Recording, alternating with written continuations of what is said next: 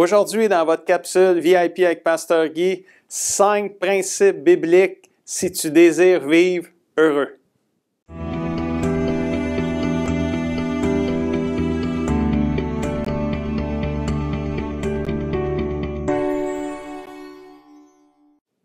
Bonjour amis et familles du CCDM, bienvenue à votre capsule VIP avec Pasteur Guy.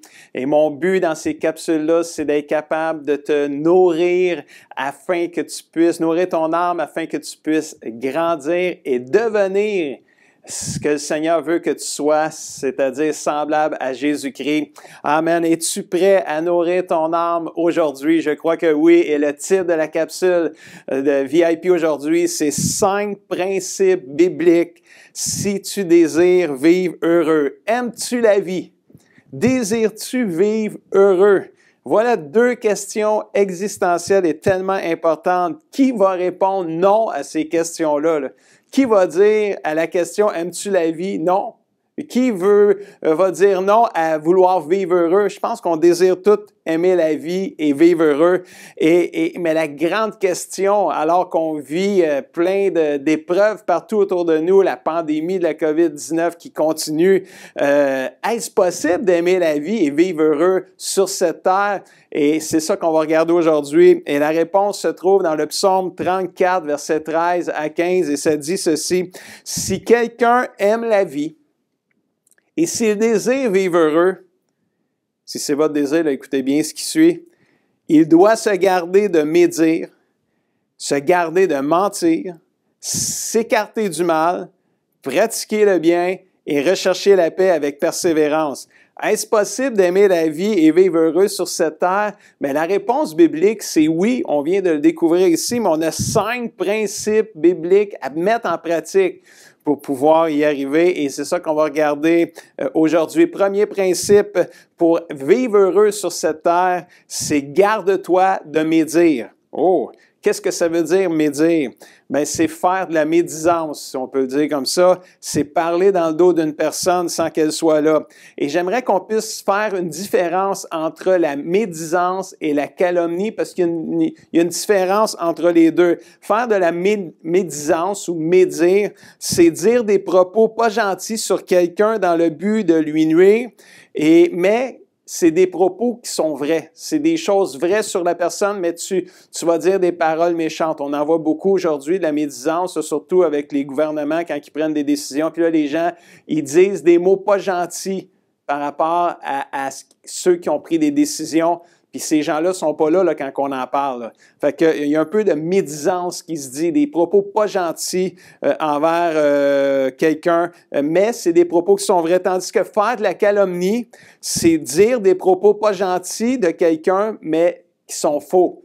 Donc, on dit des choses qui sont pas vraies, on parle dans le dos de quelqu'un, puis c'est même pas vrai. On pense que c'est vrai, mais c'est pas vrai. Donc ça, c'est de la calomnie, mais les 2 pratiques, faire de la médisance ou faire de la calomnie, les 2 pratiques sont un péché à éviter pour tous les enfants de Dieu. Parler dans le dos d'une personne, que ce soit vrai ou faux, c'est à éviter, c'est ça que la Bible nous dit. Désires-tu vivre heureux? Je crois que oui. Alors, garde-toi de médire ou de calomnier. Fais pas de médisance, fais pas de calomnie. Puis c'est une étape vers vivre heureux sur cette terre. Autrement dit, ne parle pas dans le dos de ton prochain. Quelqu'un dit amen à ça. Deuxième principe pour vivre heureux sur cette terre, c'est garde-toi de mentir. Mentir, ça veut dire quoi? Bien, ça, je pense que tout le monde le sait, hein? C'est ne pas donner un reflet exact de la réalité. C'est la déguiser, si on peut dire comme ça. C'est dissimuler ou cacher, déguiser volontairement la vérité, nier ou taire ce qui devrait être dit. Alors, qui n'a pas menti dans sa vie pour se sortir d'une situation difficile? Le mensonge est tellement subtil, hein? On peut cacher des choses aux gens pour bien paraître, mais comment peut-on aimer la vie et vivre heureux quand nous mentons autour de nous? Bien, je pense que c'est juste impossible. Tu sais que tu mens à des gens, tu caches plein de choses aux gens, tu ne peux pas être bien en dedans, tu ne peux pas être heureux en dedans, tu ne peux pas aimer la vie vraiment quand tu caches plein de choses puis tu vis dans le mensonge. De garder nos péchés cachés, tue notre vitalité spirituelle, nous empêche vraiment de vivre des jours heureux. Le roi David, dans la Bible, il nous en parle très bien, il le démontre très bien quand un jour, il a voulu cacher son péché d'adultère, son péché de complot pour meurtre du mari avec la femme avec qui il avait couché. Il n'a pas avoué ses péchés tout de suite, il les a cachés, il a essayé de les cacher le plus longtemps possible, mais un jour, il s'est fait rattraper, ses péchés ont été mis à la lumière. Mais il a dit dans le psaume 32, versets 1 à 5, « Heureux, heureuse, celui ou celle que Dieu décharge de sa faute. Heureux, celui ou celle qui est pardonné du mal qu'il a commis. » Et là, lui, David, il continue, puis au verset 3, il dit, « Tant que je ne reconnaissais pas ma faute, » écoutez bien ça, là, « Tant que je ne reconnaissais pas ma faute, mes dernières forces s'épuisaient en plainte quotidienne. » C'est comme il perdait de l'énergie à chaque jour, puis là, il se plaignait, il chialait, il était pas bien. « Mais je t'ai avoué ma faute, je ne t'ai pas caché mes torts, je me suis dit, je suis rebelle au Seigneur, je dois le reconnaître devant lui. Et là, toi, Seigneur, tu m'as déchargé de ma faute, tu m'as complètement libéré. » Tant que David a caché ses fautes, il n'était pas bien. Ses forces diminuaient de jour en jour, il s'épuisait, il se fatiguait et il se plaignait à journée longue. Un signe évident d'une personne qui ne vit pas des jours heureux. Mais quand David a demandé pardon pour ses péchés, il fut délivré et il s'est mis à aimer la vie et à être heureux. Et ça, c'est au psaume 32 qui écrit ça. Et le verset que je vous ai lu au tout début, c'est le psaume 34, puis c'est David lui-même qui l'a écrit. Il avait compris ça, là, que aimer la vie et être heureux, tu peux pas vivre dans le mensonge. Tu as besoin de vivre dans la vérité. Désires-tu être heureux? Je crois que oui, hein? Garde-toi de mentir. Sois vrai. Ne garde pas le mensonge caché en dedans toi. Confesse-le et sois libéré. Amen. Troisième principe pour vivre heureux sur cette terre, éloigne-toi du mal, nous a dit le verset au tout début. Pas besoin d'un dessin pour savoir que le mal ne rend personne heureux. Ça blesse notre prochain, ça nous blesse nous autres mêmes aussi. Et tant que la situation n'est pas réglée, c'est difficile d'aimer la vie et être heureux quand le mal est autour de nous. La Bible est remplie de versets, mes amis, qui nous disent de s'éloigner du mal. Vivre dans le mal et être heureux comme chrétien, c'est juste impossible. À moins vraiment que ton cœur soit ultra endurci, tu peux pas être heureux et vivre dans le mal. Pratiquer le mal, pratiquer le péché, tu peux pas. Quand on aime Dieu, on s'éloigne du mal. C'est ce que Dieu veut de nous. Le Proverbe 4, verset 27 nous dit, « Ne va ni à droite, ni à gauche, éloigne-toi du mal. » Amen. Proverbe 16, 17 nous dit, « Les gens qui sont droits et honnêtes s'éloignent du mal. Celui qui fait attention à sa conduite protège sa vie. » Oh, quelqu'un dit amen à ça, c'est tellement un beau verset. Si tu es un chrétien qui veut aimer la vie et qui veut désirer vivre heureux, des jours heureux, éloigne-toi du mal et du péché. Si tu pratiques le mal et le péché dans ta vie maintenant, puis tu reconnais, tu dis, moi, je suis pas là encore, là, bien, repens-toi et reviens sur le chemin du bonheur, le chemin qui mène à la vie, le chemin qui mène au ciel.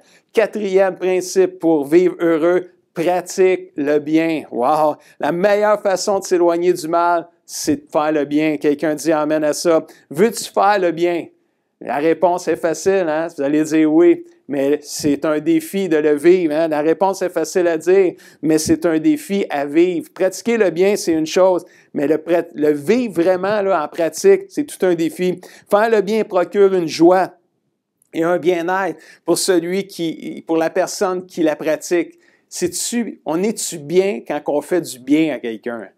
Mais imagine-toi, il n'y a pas juste celui qui fait le bien qui est bien. Celui qui reçoit le bien aussi, ça y fait du bien. Alors, ça fait-tu du bien juste de parler, de faire le bien? Faut le vivre maintenant, faut le mettre en pratique. Amen. Pratique le bien et non le mal, et tu aimeras la vie et tu vivras heureux. C'est ça que le verset nous dit aujourd'hui.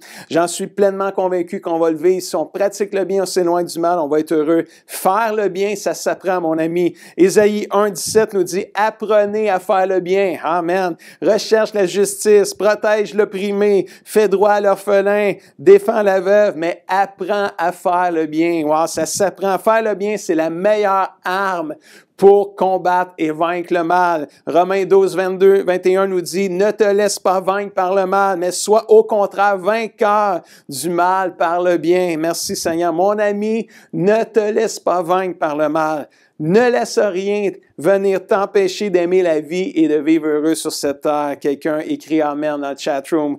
Recherche, cinquièmement, recherche la paix avec persévérance. Le verset mentionne de rechercher avec persévérance. Puis ça veut dire qu'il y aura toujours des situations autour de toi qui vont venir combattre la paix de Dieu en dedans de toi. Les inquiétudes, les angoisses, l'anxiété, les peurs, les tempêtes, les mortalités, les maladies, etc. Ce sont tous des voleurs de paix qui veulent venir voler la paix. Alors, recherche la paix avec persévérance. Ça veut dire, mets des efforts dedans parce que ça va te demander des efforts. Ça va te demander, à un moment donné, tu vas ressentir la paix. Ou à un moment donné, le lendemain, il va arriver quelque chose. L'inquiétude va venir pour voler ta paix. Alors, vivre sur cette terre dans la paix, c'est une recherche constante de la paix. La Bible dit dans Hébreux 12, 14, « Recherchez la paix avec tous et la progression dans la sainteté. Sans elle, personne ne verra le Seigneur. » Progresser dans la sainteté, c'est ce qu'on appelle la sanctification. Et ça, c'est un gros mot, la sanctification. Hein? Peut-être pas tout le monde qui comprend vraiment le sens de la sanctification. Mais la sanctification, si on la résume en une phrase, c'est s'éloigner du mal et faire le bien. C'est simple, la sanctification. À chaque fois que je fais le bien et que je m'éloigne du mal, je progresse dans la sainteté, je marche dans la sainteté, je vis dans la sanctification quand je fais ça comme ça. Et ça, Dieu veut ça de nous. Si j'ai de l'amertume dans mon cœur, l'amertume, c'est mal. Alors, j'ai besoin de pardonner, qui est le bien.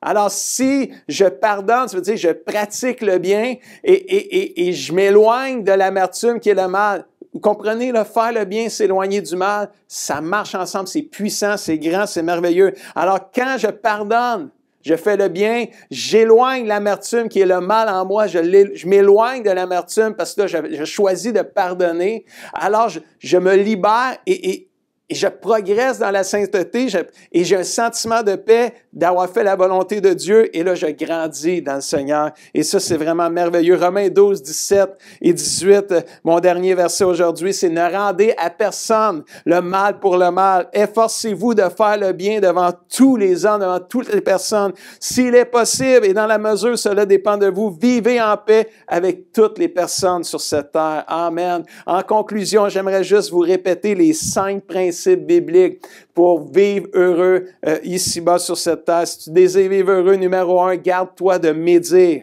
Ça veut dire cesse de parler dans le dos des autres. Si tu l'as fait, repens-toi, demande pardon et sois heureux. Garde-toi, numéro 2, de mentir. C'est-à-dire, cesse de jouer à la cachette. Cesse de sois vrai, sois honnête. Dire la vérité avec amour apportera toujours plus de bien que de mal.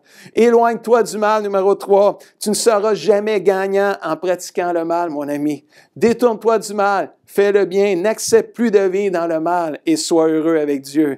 Pratiquer le bien, c'est la meilleure arme pour vaincre le mal et faire un grand impact dans la vie des autres et dans notre propre vie. Recherche la paix, cinquièmement, avec persévérance. Elle est indispensable et cruciale pour vivre heureux sur cette terre. Cours après la paix avec persévérance, mon ami. Donne tes inquiétudes à Dieu en échange de sa paix. Si tu mets en pratique ces 5 principes bibliques-là, je crois de tout mon cœur que tu vas aimer la vie et que tu vas vivre des jours heureux sur cette terre en attendant le retour de Jésus. Est-ce qu'on peut prier en terminant? Seigneur Dieu, merci.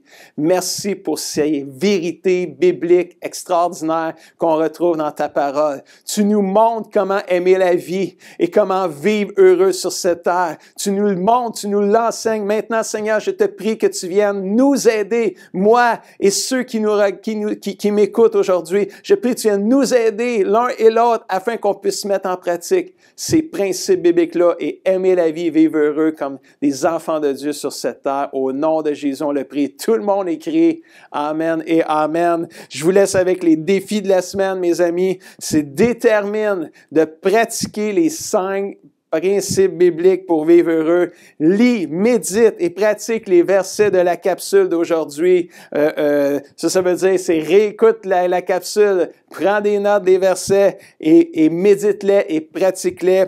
Et si tu as aimé cette capsule-là aujourd'hui, je crois que oui, fais un pouce. Partage-la avec tes amis parce que ça va faire la différence dans leur vie à eux aussi. Puis, abonne-toi à notre chaîne YouTube si ce n'est pas déjà fait. On a des centaines de vidéos d'impact spirituel, puis il y en a plein d'autres à venir aussi cette année. Puis sur ce, je te dis à la semaine prochaine.